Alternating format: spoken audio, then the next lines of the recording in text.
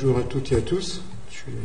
Merci de m'avoir invité. Je suis content d'être dans une école d'art et en partenariat avec le nouvel office de la biodiversité.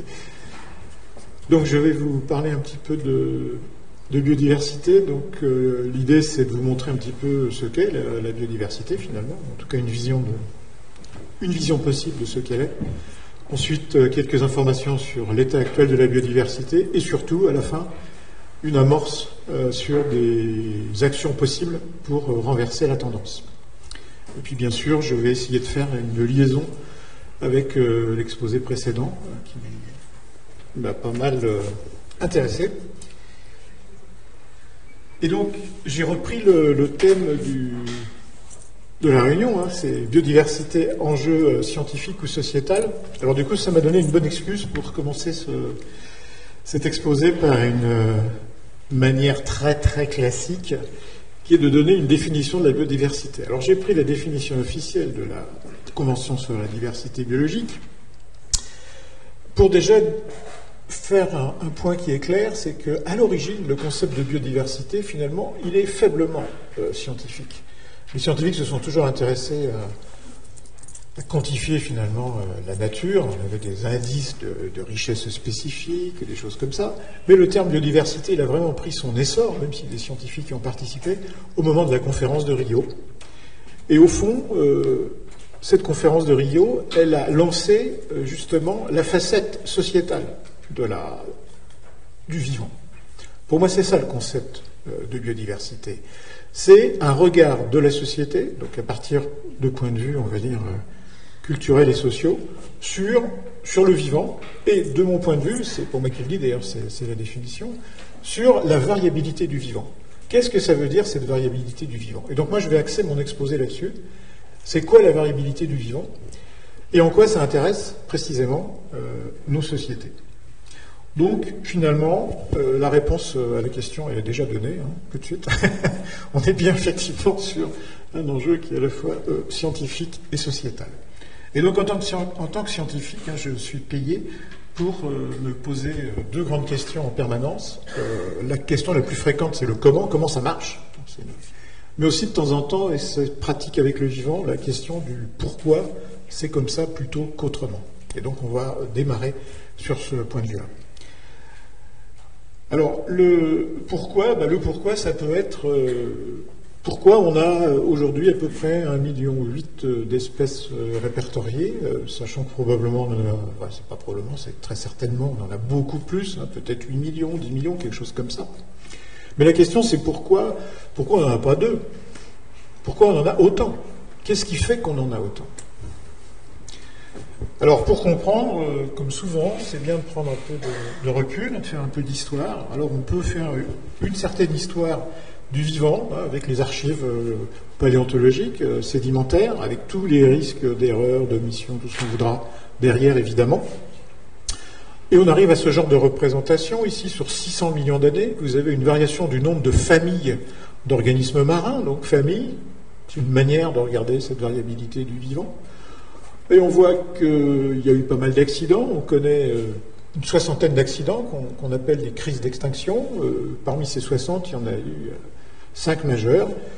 Celle du Permien, ici, il y a à peu près, je ne sais pas, 220 ou quelque chose comme ça, millions d'années en arrière. Il semblerait, d'après les données disponibles aujourd'hui, qu'on ait perdu entre 80 et 90% des organismes sur un temps très court et en même temps très long, 1 million d'années, avec un retour à la normale qui a pris à peu près, à la normale, au niveau précédent, parce que justement, il n'y a pas de normal dans cette histoire, on est revenu au niveau précédent à peu près en 100 millions d'années. Donc ça aussi, c'est important d'avoir en tête quand même ce genre d'échelle. La biodiversité fonctionne aussi sur des échelles très longues, en tout cas pour une partie des organismes vivants. Et l'autre aspect qu'on voit sur la courbe précédente, mais qu'on voit mieux sur celle-ci qui concerne les organismes terrestres, on voit que quand même, on a tout le temps ce système de diversification. Le nombre d'espèces augmente tout le temps avec le temps, le nombre de familles, enfin bref, tous les éléments qui permettent de distinguer différents organismes, c'est tout le temps en train d'exploser, c'est tout le temps en train de suivre finalement une courbe de nature exponentielle. On a l'impression que le vivant ne peut pas faire autrement que de se diversifier, et à chaque fois on prend un coup, on recule, et ça repart, et on rediversifie tout le temps, tout le temps, tout le temps. Donc ça, je pense que c'est quelque chose qui est fondamental à comprendre, et pour moi, c'est le cœur du phénomène vivant. Alors, maintenant, on va essayer de comprendre pourquoi on en arrive là. Qu'est-ce qui fait qu'à chaque fois, ça repart, et qu'à chaque fois, on suit cette dynamique de diversification?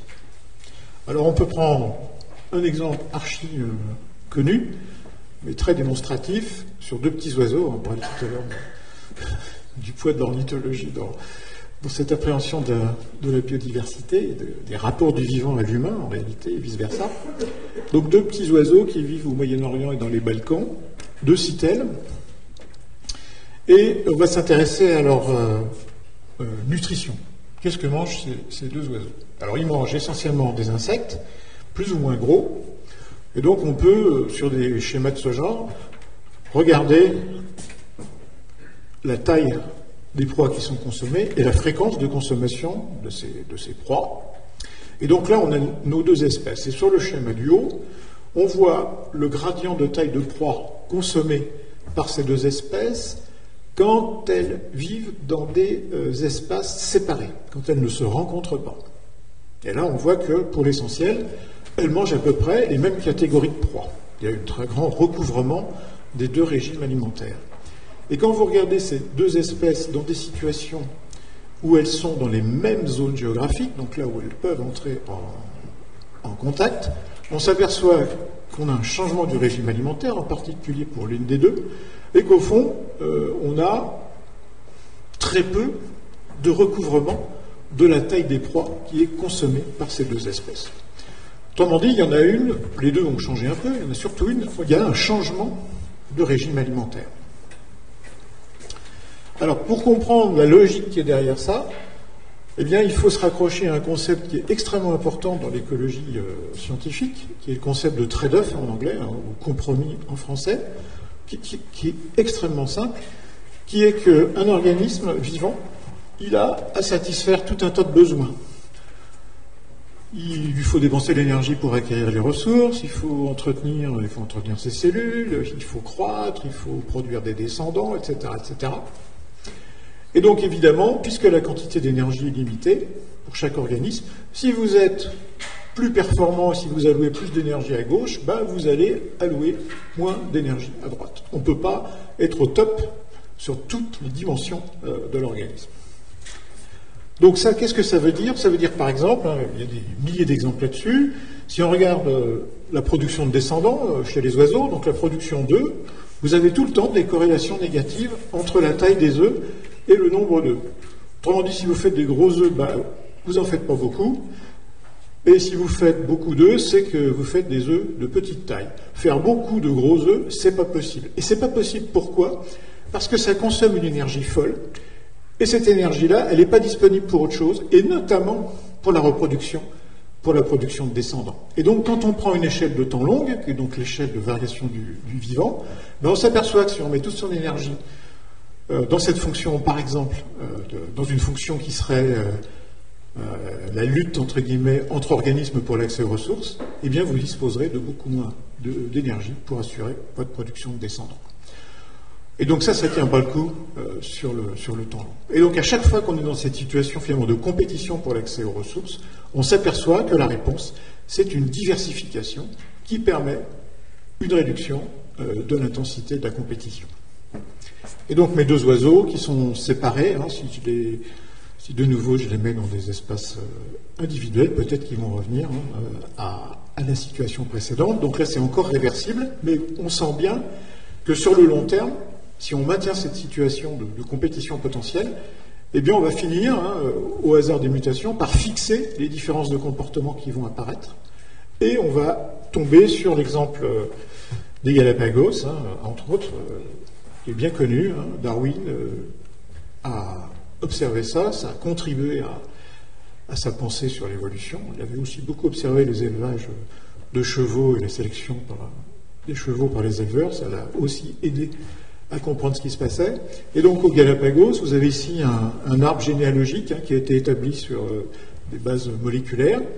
Donc il raconte une histoire assez simple, hein, c'est qu'il y a 3 millions d'années, donc un pinson arrive, il est là, sur une île où il n'y a pas grand monde, donc les effectifs du pinson augmentent. On commence à avoir donc ces problèmes de compétition, plus il y a de monde, moins il y a de ressources par individu, et donc on commence à avoir des ajustements de comportement alimentaire. Les oiseaux vont fréquenter les arbres, d'autres vont rester au sol, certains vont se mettre à manger des grosses graines, des petites graines, etc. Et petit à petit, ça s'accompagne de modifications de comportement et de morphologie. Et 3 millions d'années plus tard, vous arrivez à quelque chose qui est 14 espèces de pinsons au lieu d'une, 14 espèces vraies. Hein. Donc là, on est sur une situation irréversible, qui est définitive. Et probablement, si on laisse passer le temps, on peut imaginer qu'on aura 15, 16, 17 espèces dans quelques centaines de milliers d'années ou millions d'années. Donc ça, c'est un principe fondamental dans le vivant. Une fois qu'on a ça en tête, on comprend que ça ne peut pas ne pas bouger. C'est tout le temps en train de changer et c'est tout le temps en train, au fond, de raffiner les stratégies qui vont permettre le meilleur maintien dans le temps, c'est-à-dire assurer la production de descendants. Alors tout ça, c'est pas évidemment volontaire et orienté, hein, c'est le résultat de la mécanique de la sélection naturelle. Alors il n'y a pas que la compétition dans la vie, il peut y avoir le mutualisme par exemple. Autre exemple que j'adore parce qu'il est caricatural carrément, c'est l'exemple donc encore une fois d'une plante, une orchidée observée par Darwin. Il observe cette orchidée et il note quand même qu'il y a une particularité, c'est ses tubes, des tubes de 30 cm de long. Voilà, on a ce genre d'organe chez pratiquement toutes les plantes. Hein. C'est l'endroit où on forme le nectar, ce jus sucré qui va attirer les insectes, qui vont venir se nourrir dessus. Et au passage, les insectes qui viennent sur les fleurs se chargent de grains de pollen, dispersent les grains de pollen, et la plante donc est contente comme ça. Sauf que là, le nectar, le jus sucré, il est ici. Il est au bout d'un tube de 30 cm. Donc très difficile d'accès.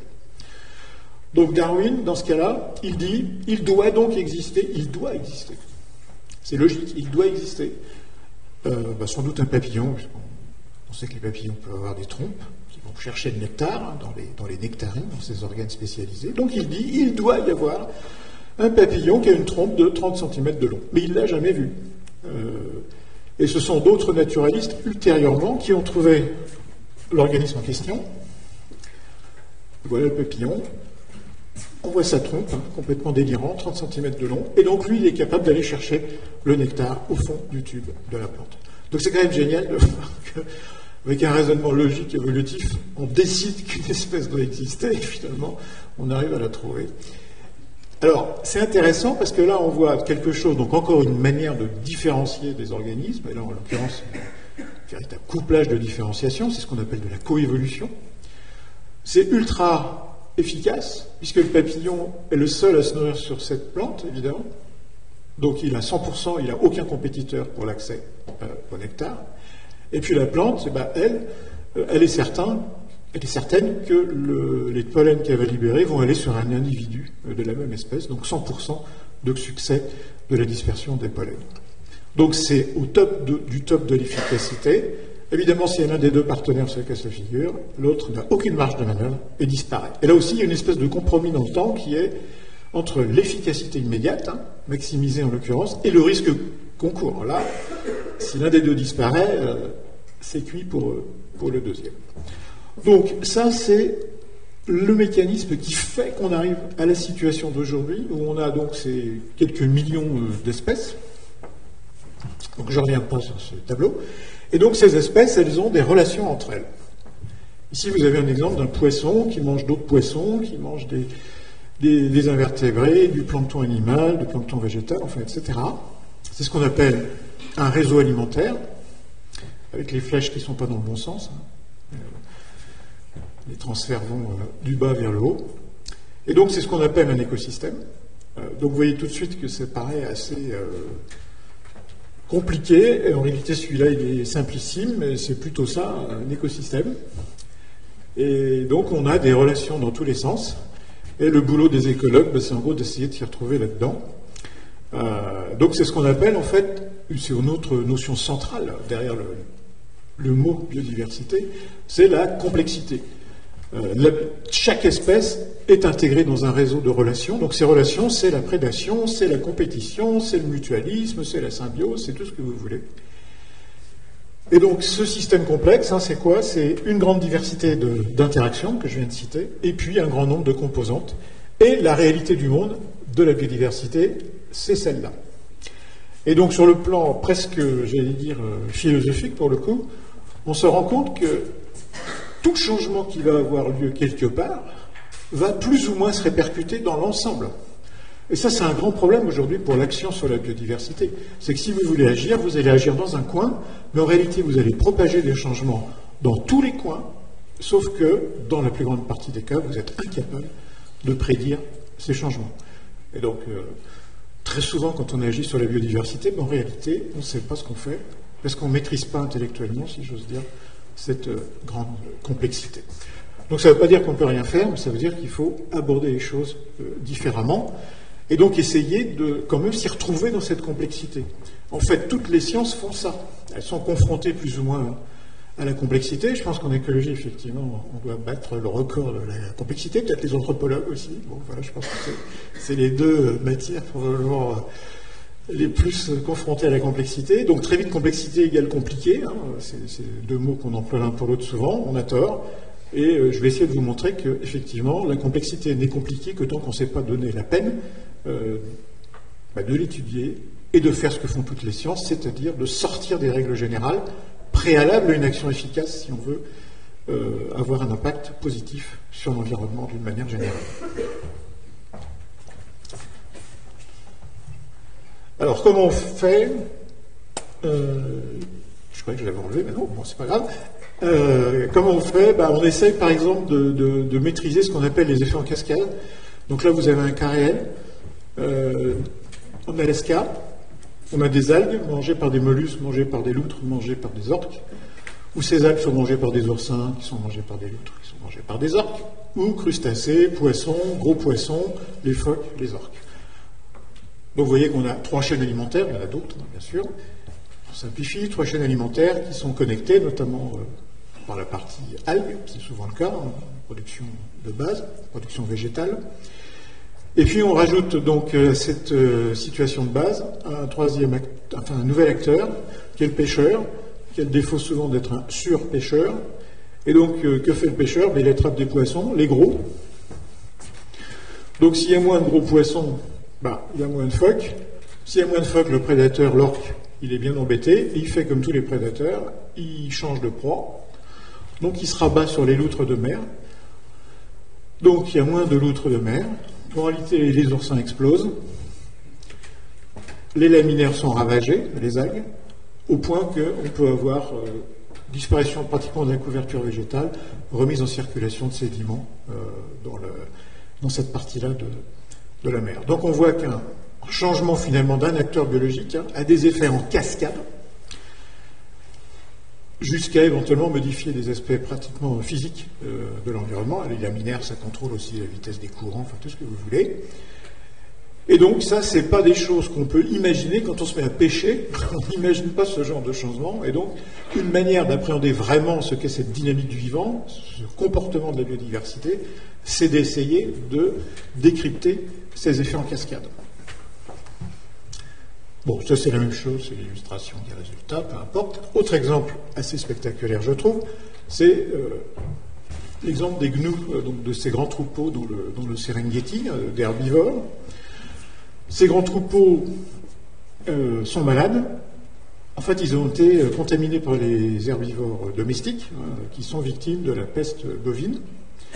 Et puis un jour, on a trouvé un remède contre la peste bovine, donc du coup, moins de contamination des gnous, et les effectifs de gnous remontent. C'est ce qui est indiqué en haut à gauche. Les effectifs remontent, et on se stabilise à peu près à une certaine population, cas classique dans le fonctionnement des communautés. Mais comme ces herbivores augmentent en nombre, ils mangent plus d'herbe, donc il y a moins d'herbe. Et on est dans des milieux qui sont brûlés tous les ans. On est dans un milieu de savane. Le feu en savane, c'est pas le feu dans les forêts australiennes ou du Brésil, c'est normal. Il n'y a aucun problème là-dessus. C'est nécessaire même au maintien de ces milieux. C'est normal et naturel. Donc si vous avez moins d'herbe, ça brûle moins, des feux moins intenses, des surfaces brûlées qui diminuent. Et moralité, les arbres, eux, en haut à droite, augmentent en nombre, tout simplement parce qu'un jeune arbre, c'est dans l'herbe, et quand l'herbe brûle, le jeune arbre brûle aussi. Mais si le feu est moins fréquent, s'il se répand moins dans l'espace, s'il est moins violent, évidemment, les arbres survivent. Et vous avez donc une augmentation du peuplement d'arbres. Et ensuite, vous faites le calcul du carbone stocké dans l'arbre et secondairement dans les sols. Vous gagnez comme ça 50 à 100 tonnes de carbone, c'est-à-dire ex-CO2, qui est fixé dans votre écosystème. Juste parce qu'on a la présence ou pas d'un pathogène quelque part. Donc là encore, on voit des effets en cascade, et on voit que ça joue là sur un déterminant majeur du climat, notamment, qui est la question du CO2. On imagine, dans le futur, c'est dans les accords, de gérer des écosystèmes, par exemple les forêts, pour en faire des puits de carbone. On imagine de faire ça aussi dans des systèmes herbacés. On a besoin d'outils pour ça. Là, on est pratiquement sur ce qu'on appellerait de l'ingénierie écologique. Un outil possible, c'est la gestion du troupeau, tout simplement. Autre manière de faire, c'est de faire des expériences classiques en sciences. Alors ça, c'est historique, on parlait d'histoire beaucoup tout à l'heure. Quand il y a eu ce mot biodiversité qui a été lancé, sachant qu'en général, biodiversité, on l'a vu, c'est abordé à travers une liste d'espèces, un nombre d'espèces. On a fait des manips là-dessus. Les gens se sont dit, mais oui, mais finalement, peut-être que le nombre d'espèces en tant que tel a une importance. Donc, expérience dans des prairies américaines, c'est vraiment les premières qui ont été faites. On crée différentes parcelles. Ces parcelles contiennent des espèces de graminées, de plantes herbacées tirées au sort, 5, 10, 15, 20 espèces. Et puis on mesure la productivité, et vous voyez qu'on a une relation positive entre le nombre d'espèces et la productivité. Plus il y a d'espèces, plus ça produit, même si évidemment l'effet se diminue, enfin il y a un effet d'amortissement, un effet plateau, comme souvent en biologie. Alors, au passage, vous voyez comment on peut manipuler, il faut bien montrer ça, ce genre de résultat. Si vous êtes absolument convaincu par l'intérêt de la biodiversité, donc ça doit être l'OFB, vous allez regarder la partie gauche du schéma, dire plus il y en a, mieux c'est. Et puis si vous regardez la partie droite du schéma, vous allez dire oui d'accord, mais enfin au-delà de, je ne sais plus, 15 espèces, ça ne change plus grand-chose, donc ça veut dire que si on en perd, c'est pas grave. Donc nous enquiquinez pas tout le temps avec la conservation des espèces. Alors le résultat, on le voit aussi sur la résistance à la sécheresse, je ne rentre pas dans le détail, on obtient exactement le même nom, le même type de réponse. Plus il y a d'espèces, plus ça résiste à la sécheresse. Alors pourquoi on ne peut quand même pas dire la partie droite c'est ça qui compte et donc si je perds des espèces c'est pas grave? Parce qu'en fait derrière il y a une identité des espèces. Là c'est un nombre, mais derrière ce nombre il y a l'espèce truc, l'espèce machin, et vous vous apercevez que l'année 1, l'espèce truc, est un des contributeurs principaux à cette productivité végétale, et que l'année d'après, l'espèce machin, elle est devenue pas grand-chose, parce qu'entre-temps, elle s'est pris un virus ou un hiver froid ou je ne sais quoi, que par contre, l'espèce qui était minoritaire une année devient l'espèce majoritaire en production l'année d'après. Donc il y a des espèces qui se relaient comme ça dans le temps, et ça, c'est un concept clé en biodiversité aujourd'hui, c'est ce qu'on appelle l'hypothèse de l'assurance biologique. Plus vous avez de diversité biologique, en l'occurrence d'espèces, mais ça marche aussi pour la diversité génétique, plus vous avez de chances d'avoir un organisme qui est en quelque sorte préadapté à une situation nouvelle qui peut se présenter.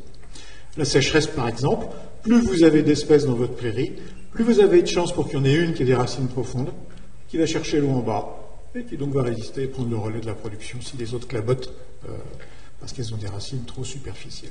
Ça, c'est l'hypothèse de l'assurance biologique. C'est en effet le tirage, voilà, c'est un coup de peau, oui. Juste pour la bien sûr, c'est en haut qu'il y a le maximum de diversité biologique, c'est dans l'image du haut. Oui, c'est ça, oui, oui, tout à fait, oui. C'est un mélange, oui. Voilà. Alors évidemment, après, il y a tout un monde qu'on connaît mal encore, qui est des effets de facilitation entre espèces, des relations entre espèces via les micro-organismes, qui jouent aussi sans doute, mais il y a déjà cet effet de tirage. Plus il y a de monde, plus vous avez de chances de tomber sur un organisme qui est adapté. Donc ça, c'est quelque chose que vous pouvez considérer aujourd'hui comme assuré. Pour le monde végétal, on va dire herbacé, les petites plantes, cette relation positive entre biodiversité, productivité, résilience, réponse aux perturbations, etc., c'est quelque chose aujourd'hui qui est assuré, qui marche dans 9 cas sur 10. Quoi. Est-ce que ça marche pour les arbres? Très difficile d'expérimenter sur les arbres pour de multiples raisons, y compris les modalités de financement de la recherche. Mais on travaille donc par corrélation. Hein. Ici, vous avez un résultat très récent, hein, 2016. C'est pratiquement les tout premiers résultats qui sortent. Il faut voir qu'on est vraiment sur le début d'une grande aventure scientifique. Plus vous augmentez le nombre d'espèces d'arbres dans votre forêt, plus vous augmentez la productivité. Alors ça, c'est important aussi, pour se rapprocher justement de comment on fait. Hein. C'est la question tout à l'heure, comment on fait pour protéger la biodiversité. Ben là, l'intérêt de la protection, il est évident. Il est évident surtout dans une période où on dit oui, le bois, les forêts vont sauver le monde. On a des problèmes d'énergie, c'est pas grave, il y a du bois. On a des problèmes de ciment, c'est pas grave, on va faire des bâtiments en bois. Enfin bref, on va reporter tous les problèmes sur la forêt. Donc ça, c'est sans doute un exemple de ces raisonnements vieux monde. On parlait un petit peu de ça, je pense, dans l'exposé précédent. Finalement, on fait toujours les mêmes recettes, mais sous des couleurs différentes. Donc, la forêt ne pourra pas tout supporter, même si elle est citée clairement dans l'accord de Paris, d'accord? Mais, bien sûr, si on veut augmenter la production forestière, on a intérêt à passer par l'augmentation de la diversité des arbres. Et donc, on peut combiner, a priori, une production avec une diversité élevée. En France, quand vous avez des forêts, il y a 3-4 espèces mélangées dans des forêts de production, c'est déjà pas mal. Donc on a encore des marges de progrès. Bonne nouvelle, on peut avancer dans le bon sens. C'est-à-dire que plus on part de bas, effectivement, plus on a de marge de progrès. Voilà, donc ça c'est le dernier point. Enfin, il y en aurait beaucoup d'autres. Hein. Mais pour bien comprendre à quoi on est confronté, vous imaginez bien que quand vous faites un changement dans un coin de cet écosystème, le changement donc se propage, comme je l'ai dit, mais il y a 36 000 voies possibles de propagation. Et ça, aujourd'hui, on n'est pas capable vraiment de le prédire. Ça veut dire quoi en clair? Ça veut dire que vous n'avez pas de changement, comme on dit, linéaire, quoi, des choses simples. Hein, je change A, ça va changer comme ça, dans le même sens, B. Non.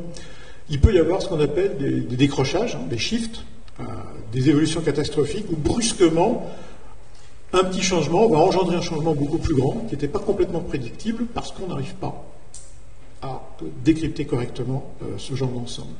Donc ça, c'est ce qu'on appelle les évolutions catastrophiques. Il faut y faire allusion puisque en gros c'est peut-être ce qui se passe en Australie là avec les grands feux, sécheresse de plus en plus forte en Australie, donc vraiment perturbation majeure. Donc, vous dégradez progressivement, puisque c'est des sécheresses qui durent sur des années, vous dégradez progressivement un certain nombre de fonctions dans votre écosystème forestier.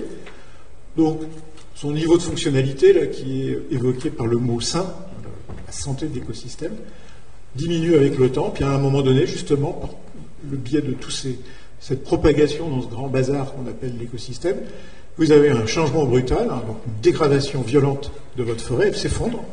Elle ne va pas être capable de remonter la pente après l'incendie, par exemple, et à la place va se mettre un système plus ou moins aride, dans des conditions climatiques qui permettraient encore la forêt. Sauf que là, on a tellement tapé, au fond, sur la composante biologique du système qu'on n'arrive pas à remonter, en tout cas à échéance prévisible, vers la forêt. Donc on a un shift, un effondrement irréversible. Alors, évidemment, dans la nature, tout est réversible, c'est une question de temps, mais qui peut être extrêmement long à repartir dans l'autre sens.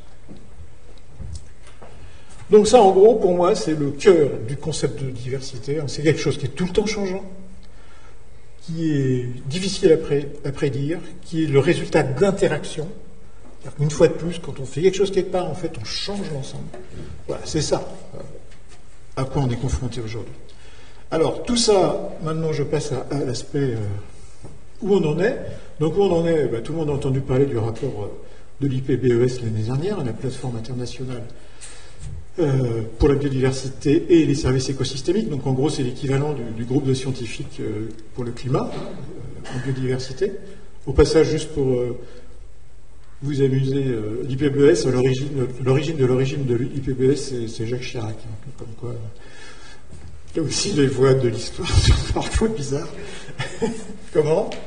Si c'est les voix de Dieu sont à Voilà, les voix de Dieu sont à pénétrer. Absolument. Bon, bref, je ne vais pas vous montrer tous les documents qu'il y a dans l'IPBES. Je vais plutôt me concentrer sur des données au niveau français, pour le coup, hein, qui n'ont rien qui sont malheureusement tout à fait cohérentes avec les données mondiales. Par exemple, les indicateurs oiseaux. Donc là, on ne parle pas d'espèces, on parle de nombre d'oiseaux qui se baladent dans la nature. Sur les oiseaux communs en France, depuis 89, ça fait donc 30 ans, en gros, on a perdu 1% de nombre d'oiseaux par an. C'est extrêmement rapide. Si vous regardez les chauves-souris, donc moins de recul, donc il faut peut-être encore un petit peu attendre pour être plus sûr, mais pour l'instant, la tendance sur 10 ans, c'est 38% de chauves-souris en moins. C'est cohérent avec les données sur les oiseaux européens, c'est cohérent avec un tas de choses, oui. Excusez-moi, c'est en nombre d'espèces ou alors c'est en nombre d'individus, toutes espèces confondues, ouais. Donc on a bien une régression très rapide des choses, et le dernier élément qui est tombé sur les téléscripteurs, comme on disait autrefois, c'est une étude allemande. Là, il y en avait déjà une il y a 1 an et demi ou 2 qui avait fait pas mal de bouquins, qui était menée sur les espaces protégés. Là, elle concerne le territoire allemand dans son ensemble, les territoires plutôt de nature forestière et les territoires ouverts, donc de prairies. En nombre d'oiseaux, pas d'évolution significative sur le plan statistique, donc en gros, c'est stable. Par contre, sur les milieux plus ouverts, on aurait 78% de perte de nombre d'arthropodes, insectes, araignées, etc., sur la période d'observation 2008-2017, c'est-à-dire 10 ans. Plus inquiet, ça c'était attendu, parce qu'on sait déjà que tout ce qui est chiffre d'effectifs se casse la figure partout, il n'y avait pas de surprise là-dedans.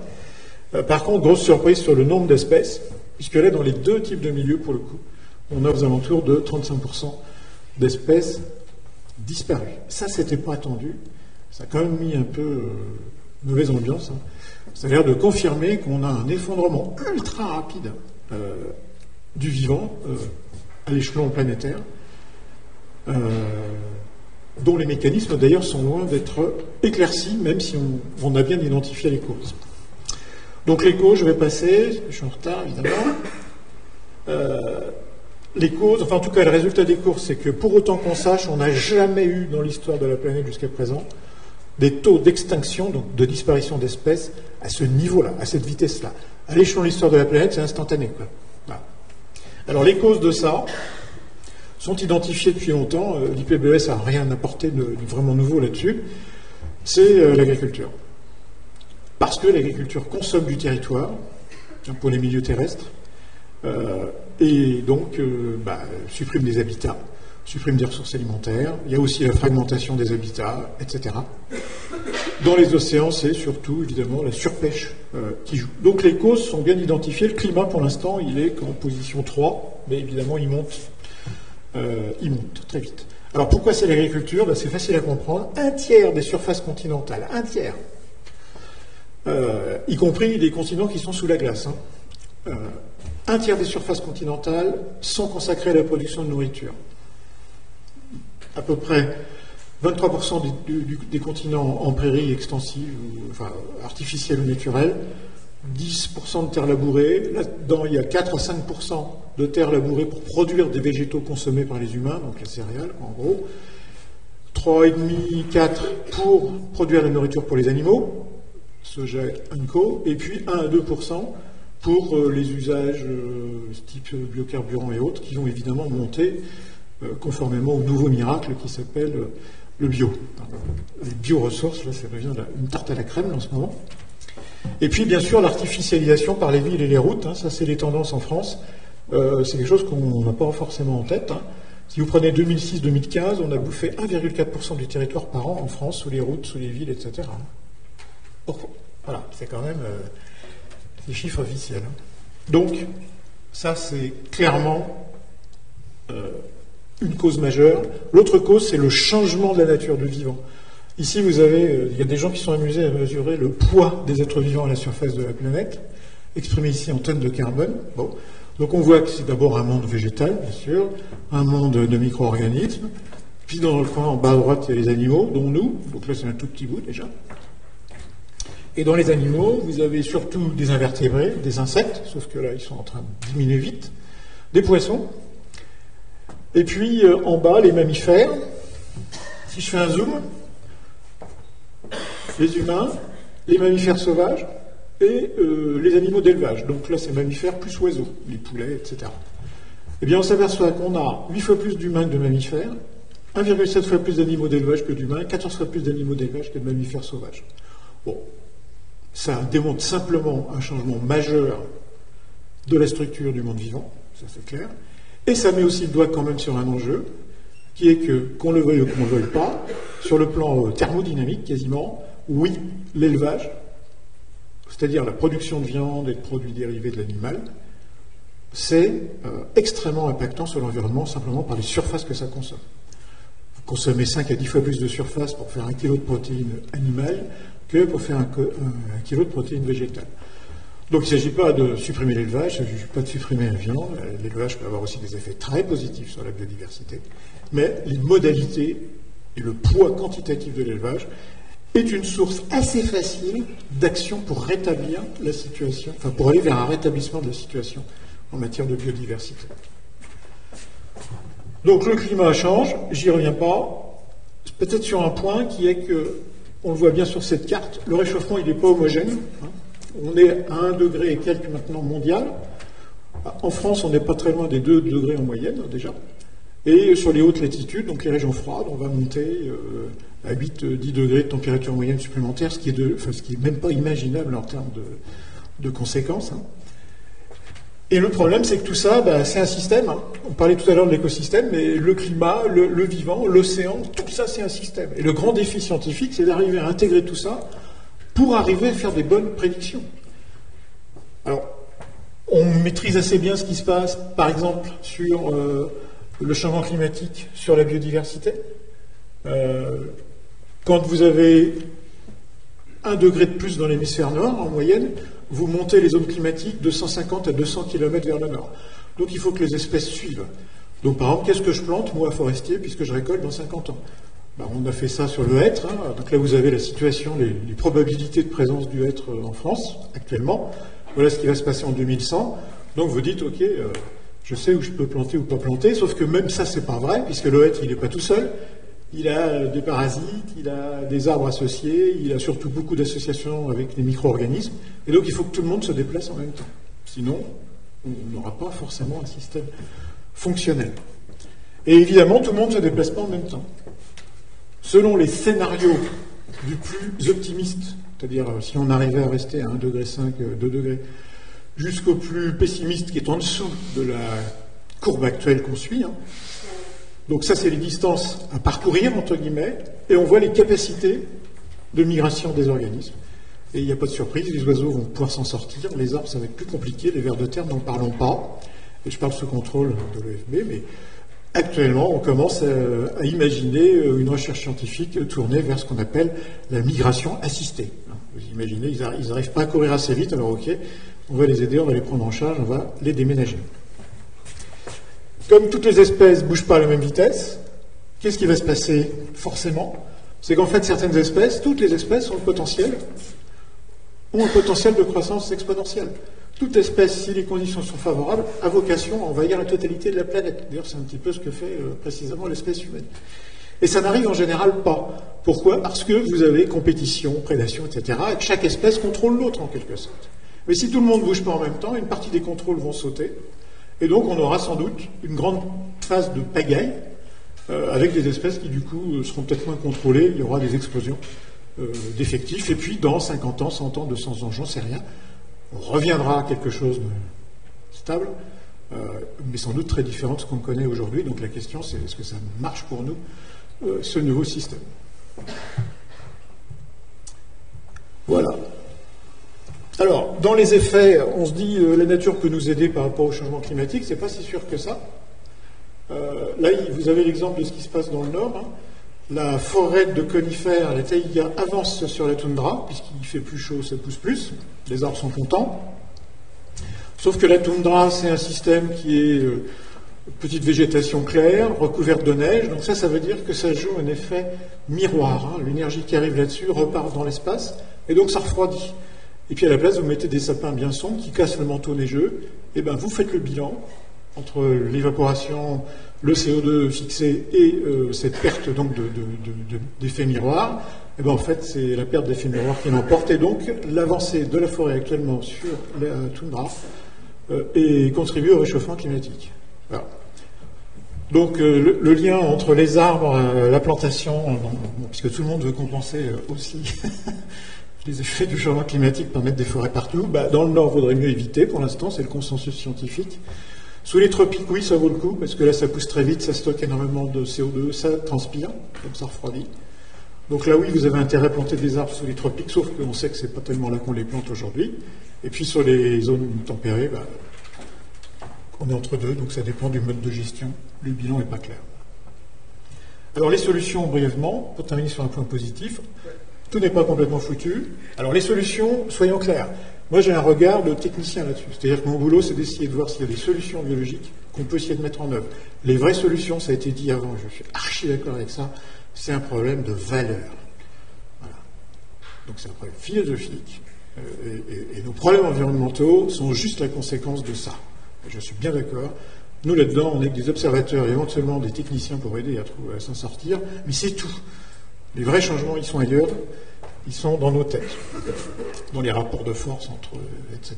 Là, je pense que la personne suivante va sans doute aborder ça beaucoup mieux que moi. Donc, une solution, voilà, là, les oiseaux, en France, ils diminuent sur une période plus courte, là, mais dans les réserves naturelles, ils sont stables, voire ils augmentent. Bon. Banal. Les espaces protégés, ça marche. Et puis un grand espoir pour moi, c'est l'agriculture. Pourquoi c'est un grand espoir? Parce que l'agriculture, c'est 25% des émissions dans le monde, c'est le facteur numéro 1 pour la biodiversité. Et donc en fait, c'est assez simple, au fond, sur les grands enjeux. On a la question énergétique d'un côté, du point de vue technique, la question agricole de l'autre. Si on arrive à régler ces deux questions, on peut encore s'en sortir. Alors, on sait tout ça.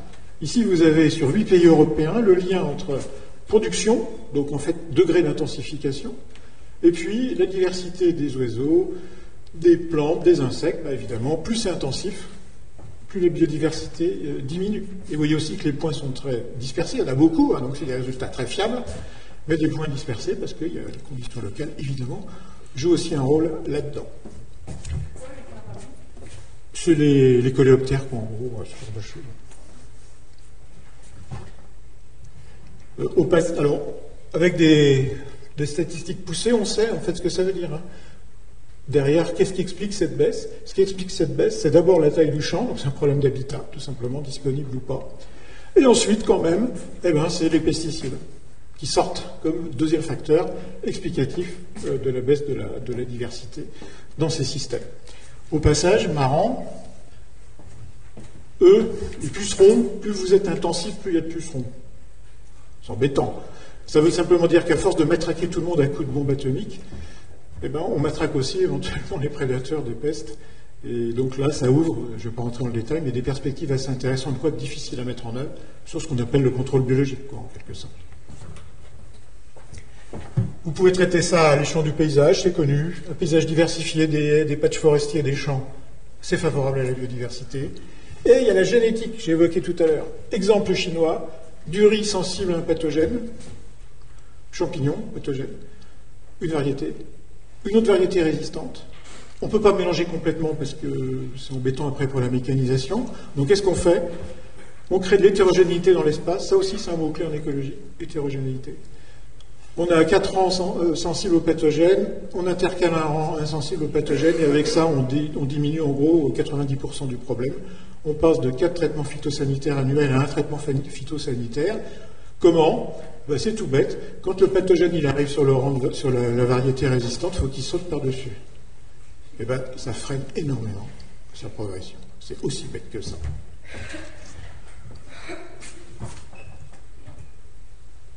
Si vous regardez dans des forêts américaines, donc jusqu'à 70 espèces d'arbres dans l'étude, donc en France on n'a jamais ça. Si on en a 30, c'est déjà démentiel. Donc quand on n'a pas beaucoup d'arbres, entre guillemets, à l'américaine, en termes de, un nombre d'espèces d'arbres pas très fort, plus vous avez d'arbres, plus le nombre de pathogènes augmente en diversité, parce que les pathogènes sont liés aux arbres, plus il y a d'arbres, aux espèces d'arbres. Mais au-delà d'un certain seuil, vous voyez qu'on a une relation qui s'inverse. Plus vous avez d'arbres dans le système, en espèces, moins vous avez de diversité de pathogènes. Ben oui, parce que quand il y a beaucoup d'espèces, chaque individu de chaque espèce est isolé de l'autre. Et donc le pathogène, il a toujours le même problème. Il faut qu'il saute d'un individu à l'autre éloigné. Et donc, il n'y arrive pas. Donc, vous voyez, on peut imaginer faire plus de production, plus de diversité et plus de protection contre les maladies. Ça marche pour les plantes cultivées. Il y a des études sur le blé actuellement qui vont dans le même sens. Ça peut marcher aussi pour la foresterie, même si le nombre d'études sur la foresterie sont encore très faibles. Donc, je ne peux pas vous dire que c'est sûr à 100%. Voilà, donc j'ai fini. Si je vois que je suis trop long, je passe de ça. Et je vais juste arriver quand même à la conclusion. J'avais prévu beaucoup encore. Juste la conclusion, j'y tiens puisque en écologie aujourd'hui, avant quand on faisait de l'écologie c'était facile, on faisait une science naturelle, on était payé pour nous extasier dans la beauté de la nature, puis maintenant on est au front. On n'est pas forcément bien préparé à ça d'ailleurs, mais quand même je pense que, donc je vous ai donné une vision très partielle, très courte en fait des choses, mais je l'assume. Je pense qu'il faut être clair et net, on est confronté à deux catastrophes majeures qui sont le climat, la biodive, qui est peut-être encore plus catastrophique que le climat vu la vitesse. Le climat, on voit les conséquences, sur la biodive, on a encore du mal finalement à les voir. Il y a plein de défis, l'alimentation, quand on regarde les prédictions de la FAO sur l'augmentation de la production agricole, c'est effarant, si ça se fait dans les conditions actuelles. Donc tout ça, c'est en interaction. On est obligé de traiter le système. Quand je vois que l'année dernière, on sort un label bas carbone applicable aux forêts qui n'a pas un mot sur la diversité, ça veut dire qu'on peut transformer les forêts en puits de carbone très efficaces au mépris de la biodive. Et alors moi, je sais faire. En plus, je peux vous donner des très bons conseils. Vous allez avoir un puits de carbone super génial. Mais on est encore dans un domaine du gérable. Il faut rester en dessous des 2 degrés. On n'a pas le temps de trop aller là-dessus. C'est faisable. Les solutions existent.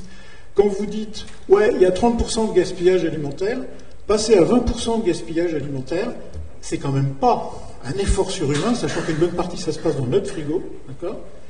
Et vous avez déjà un impact énorme sur le... Donc j'en ai marre d'entendre dire « Ah, c'est des changements terrifiants, on ne va jamais y arriver. » Du coup, non, il y a des trucs qui vont être difficiles, mais il y a des trucs qui sont faciles à faire. Réduire un peu les produits animaux, là aussi, vu l'impact, ça marche. Donc l'énergie, l'agriculture, à mon avis, c'est les deux priorités. L'agroécologie, je vais donner quelques vagues pistes, ça peut fonctionner sans problème. Mais il faut le faire tout de suite, c'est maintenant, en 2020. On ne peut plus attendre, c'est certain, on a 10 ans, ça c'est clair et net, sinon on sort du scénario vaguement tenable. Mais de toute façon, on est dans un monde qui a changé. Le changement climatique, il est définitif. On ne reviendra pas en arrière. On rentre dans un monde différent. Il va falloir accepter ça et se débrouiller. Et donc la vraie question politique, c'est qu'en fait, on est en train d'attaquer, et ça remonte à vieux, et d'autres l'avaient dit bien avant nous, on est en train d'attaquer la viabilité de la planète. Donc je pense que ça doit devenir, ce truc-là, un élément structurant de toutes les politiques. Même quand on fait la réforme des retraites, on devrait se poser la question, est-ce que c'est bon ou pas pour la viabilité de la planète ? Et c'est ça qui va structurer une politique réellement efficace, cette vision systémique, et le fait qu'on passe tout à ce crible-là, parce que c'est juste un problème de survie, c'est tout. Alors, enfin, je sais pas, moi, je conçois que c'est un peu simpliste comme position, mais je ne vois pas comment on peut faire autrement. Je vous remercie.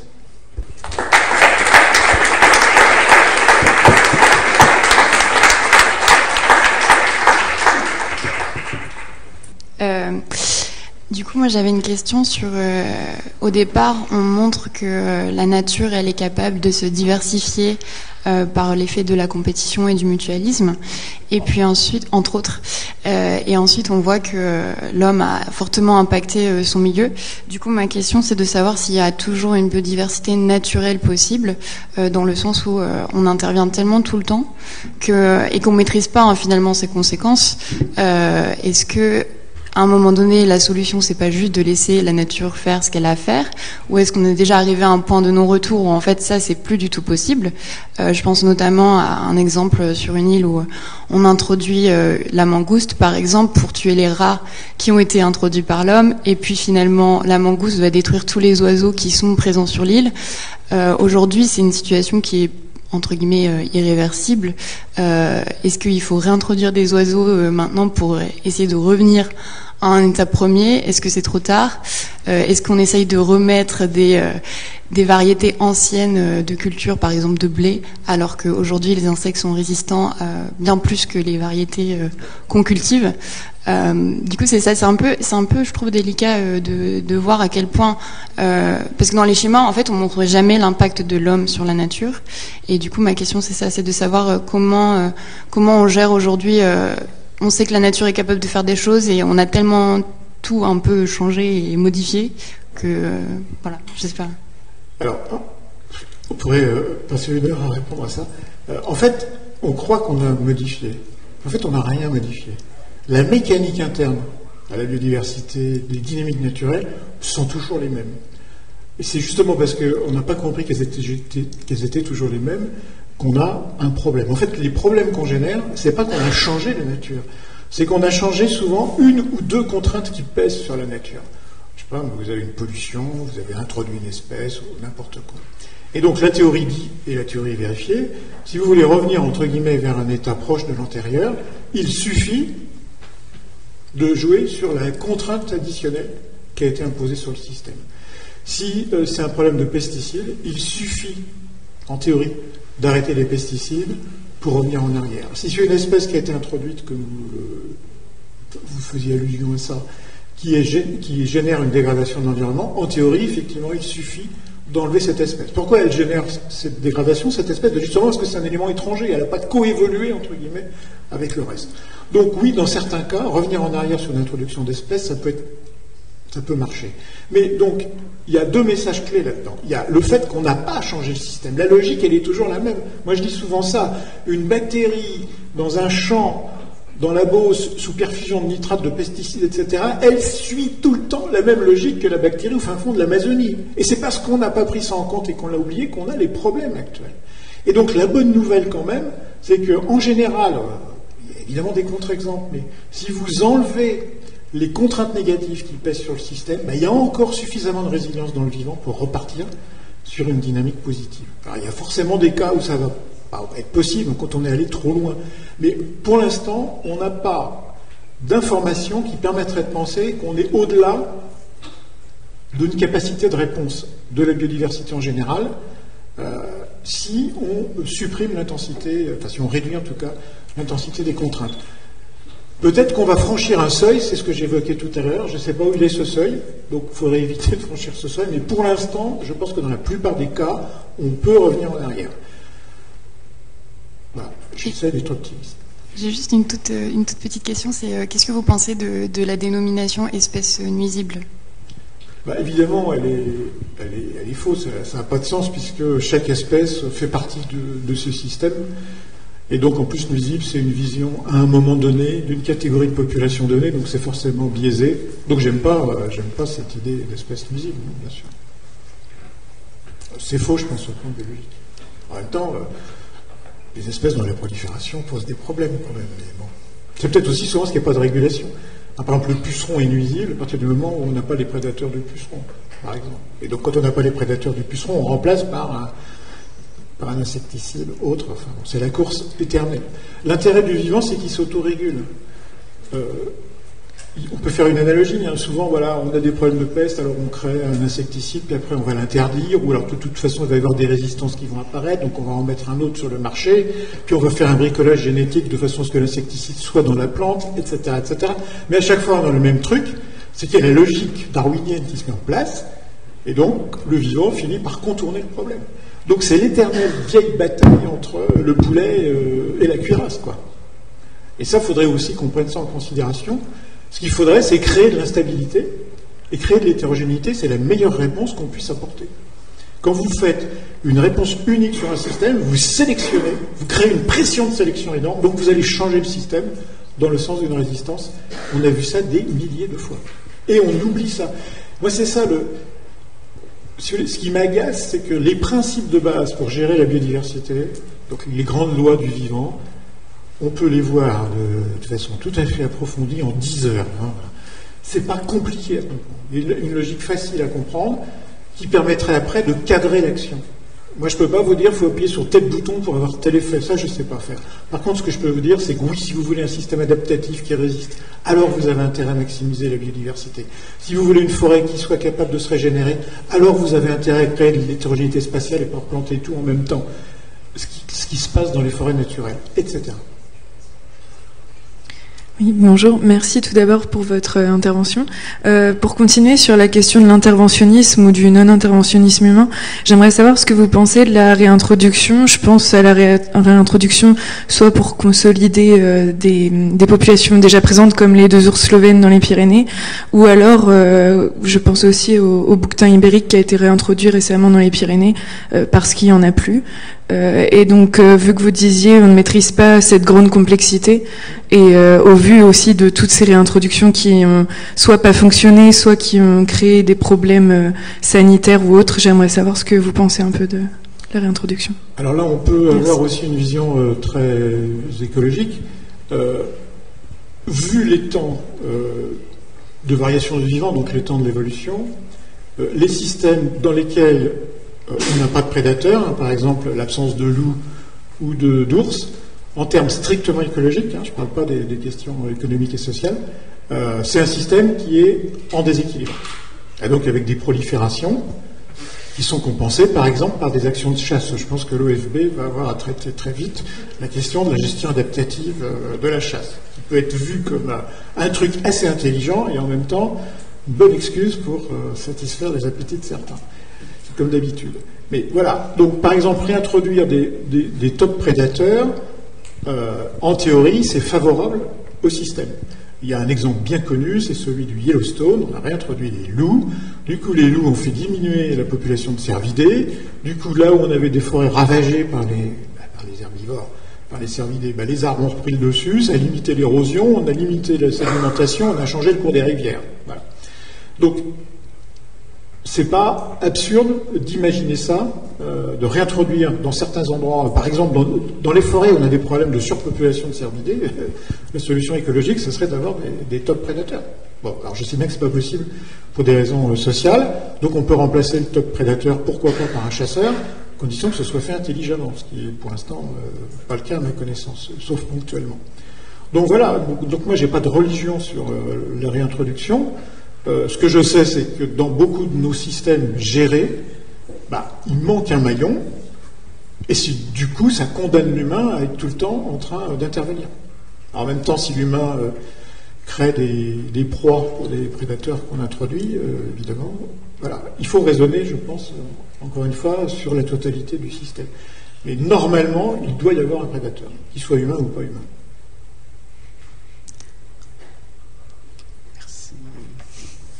Pas d'autres questions. Donc, merci. Si, il y avait une...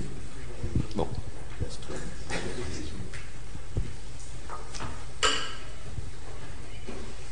Merci. Bonjour, merci. Je suis enseignant à l'école d'architecture à Strasbourg et j'ai vu passer furtivement des toitures végétalisées. Dans le monde du bâtiment, on a une difficulté, c'est qu'on doit bien souvent justifier nos actions d'un point de vue économique. Et quels arguments on pourrait développer vis-à-vis de ce genre d'action sur la question tout simplement pourquoi préserver la biodiversité d'un point de vue économique ou du service rendu à ce domaine? Alors, du point de vue économique, simplement, l'intérêt des solutions basées sur la nature, on va appeler ça comme ça, c'est qu'elles permettent de jouer sur plusieurs problèmes en même temps, problèmes environnementaux. Ça peut être la question du bilan thermique du bâtiment, ça peut être la durée de vie de certains membranes de protection d'étanchéité, ça peut être la gestion de l'eau qui pose des problèmes de sécurité des personnes et des biens, ça peut être la question même, pour une part, de la dépollution, ça peut être aussi une question de santé, au moins, au minimum, et il y a de plus en plus de travaux là-dessus, mais au minimum, ça c'est quand même bien avéré aujourd'hui, au moins du sentiment de bien-être. Donc voilà, quand on fait un bilan économique, il faudrait prendre tout ça en compte, sachant que par exemple, je sais que l'Agence régionale de la biodiversité, enfin ex-Nature Paris sur l'Île-de-France, a fait des études un petit peu économiques de ce genre. Le bilan, il est quand même plutôt positif. Il peut y avoir un investissement fort. Il y a encore des problèmes qui se posent en termes de maintenance, tout simplement du couvert végétal ou du mur végétalisé. Mais les bilans économiques ne sont pas si mauvais que ça. Par ailleurs, j'ai tendance à dire que c'est cher que tant qu'on n'a pas décidé que c'est important. Je pense que si on fait le bilan de ce qu'on met comme argent dans la sécurité incendie ou dans l'accessibilité des personnes handicapées, parce qu'on pense que c'est important, si la biodiff c'est important, ça vaut peut-être le coup de rajouter quelques euros par mètre carré. Voilà.